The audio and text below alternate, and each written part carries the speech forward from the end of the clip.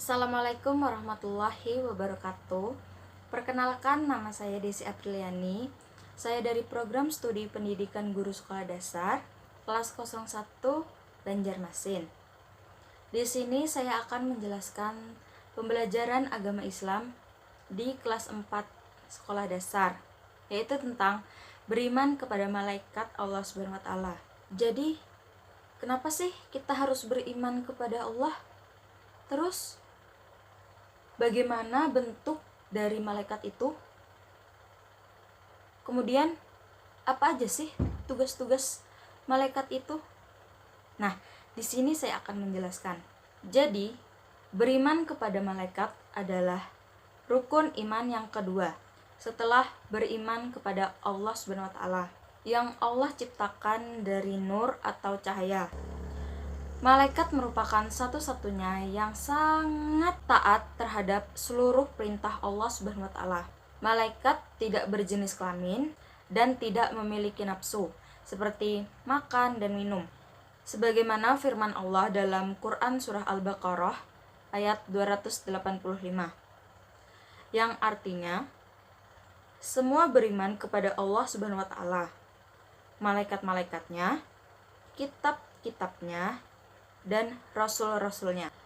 Indra manusia tidak dapat menangkap wujud malaikat karena kegaibannya.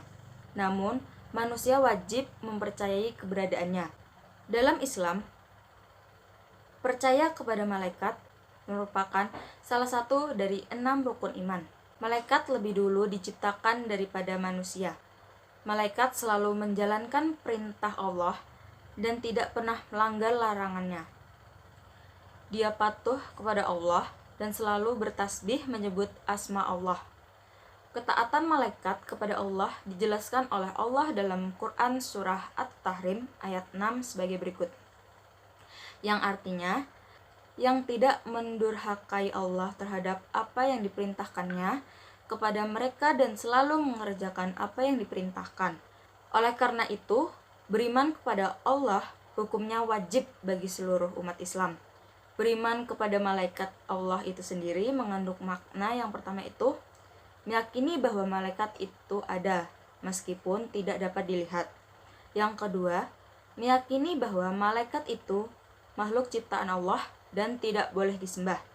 Yang ketiga, meyakini bahwa malaikat memiliki sifat-sifat khusus seperti selalu taat dan patuh pada Allah, diciptakan dari nur atau cahaya, tidak makan dan tidak minum, tidak berjenis kelamin, tidak memiliki nafsu, dan memiliki tugas-tugas tertentu yang wajib dilaksanakan.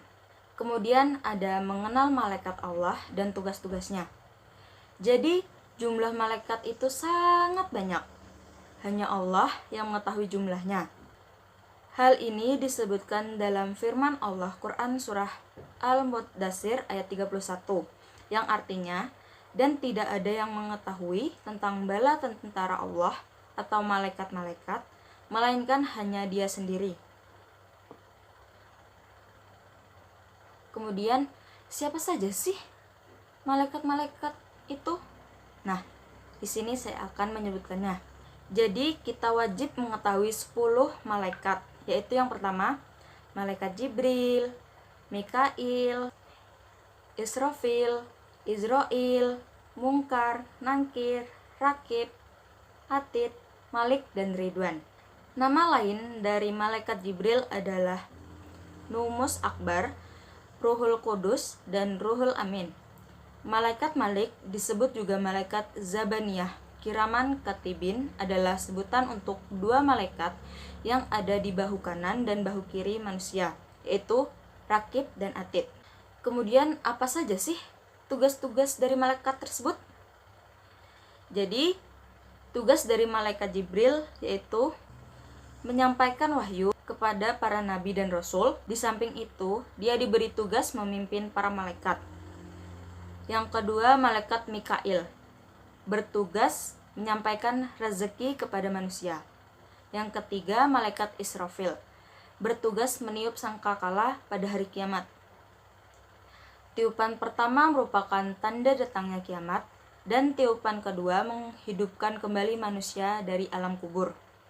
Yang keempat ada malaikat Israel, bertugas mencabut nyawa manusia dan makhluk lainnya. Yang kelima, malaikat Mungkar, bertugas memeriksa dan menanyai amal perbuatan manusia di alam kubur. Yang keenam, malaikat Nangkir, bertugas memeriksa dan menanyai amal perbuatan manusia di alam kubur. Yang ketujuh, malaikat Rakib, bertugas mencatat amal baik manusia. Yang kedelapan, malaikat Atid, bertugas mencatat amal buruk manusia. Yang kesembilan ada malaikat Malik, bertugas menjaga pintu neraka. Dan yang 10 ada malaikat Ridwan yang bertugas menjaga pintu surga.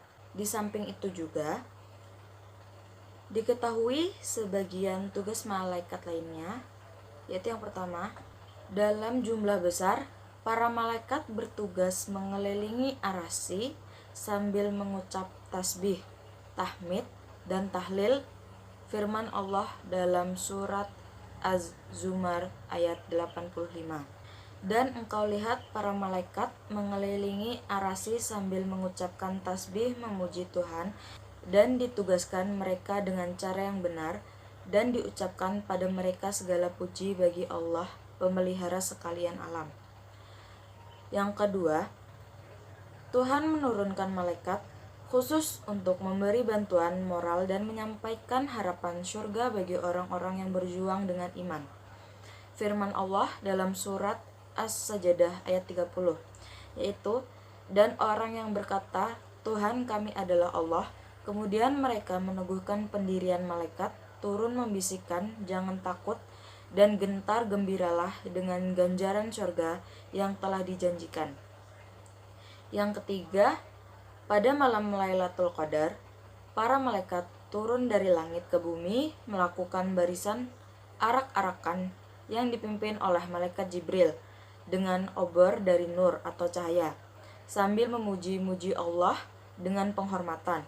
Firman Allah Subhanahu wa taala dalam surat Al-Qadar ayat 4, yaitu, turun para malaikat dan Jibril pada malam Lailatul Qadar dengan izin Allah pada setiap urusan selamat sejahtera sampai terbit fajar. Suatu hal yang penting juga diketahui bahwa para malaikat pemikul arasy dan malaikat yang berkeliling sekitarnya memintakan ampun kepada Allah bagi orang-orang mukmin yang sungguh-sungguh memohon ampun. Sebagai muslim, kita telah yakin bahwa malaikat itu ada. Kita telah diberitahu keberadaannya oleh Allah melalui sumber-sumber yang terpercaya, yaitu Al-Quran dan hadis Nabi. Cara agar kita dapat menerima keberadaan malaikat, yaitu yang pertama, keyakinan yang pasti bahwa setiap saat kita takut dan ingat kepada Allah, karena ada malaikat yang mencatat perbuatan kita dan Allah akan memberikan balasannya. Yang kedua, meningkatkan keimanan dan ketakwaan kepada Allah. Yang ketiga, lebih berhati-hati dan jujur dalam setiap tindakan dan ucapan. Yang keempat, melatih diri senantiasa berperilaku bertanggung jawab atas perbuatannya. Yang kelima, mendorong manusia berperilaku disiplin. Yang keenam, banyak-banyak mengingat kematian. Yang ketujuh, gemar mengerjakan perbuatan yang pelakunya didoakan para malaikat Allah, misalnya menuntut ilmu, mengunjungi para saudara dan sahabat, tidur dalam keadaan suci, dan memilih barisan paling depan dalam salat berjamaah. Kemudian, perilaku yang mencerminkan keimanan kepada malaikat Allah dalam perilakunya sehari-hari. Tentunya, perilaku yang muncul dan nampak dalam kehidupan sehari-hari adalah perilaku yang terpuji. Nabi Muhammad bersabda, tidak ada satu hari pun pada saat para hamba bangun di waktu pagi, kecuali ada dua malaikat yang turun. Salah satunya berkata, Ya Allah, berilah ganti kepada orang yang berinfak. Yang lain mengatakan, Ya Allah, berilah kebangkrutan kepada orang yang kikir. Hadis riwayat Imam Bukhari dan Muslim. Gemar menjalankan perintah-perintah Allah dan meninggalkan larangan-larangannya, misalnya berbakti kepada orang tua, menghormati guru, menghargai kepada sesama, mengunjungi orang yang sakit dan mendoakannya, mengunjungi saudara atau tetangga, dan sebagainya. tidak pilih kasih dalam berteman, melaksanakan salat tepat waktu, dan rajin mengaji. Jadi itu saja yang dapat saya sampaikan, semoga bermanfaat. Wabillahi taufik wal hidayah. Wassalamualaikum warahmatullahi wabarakatuh.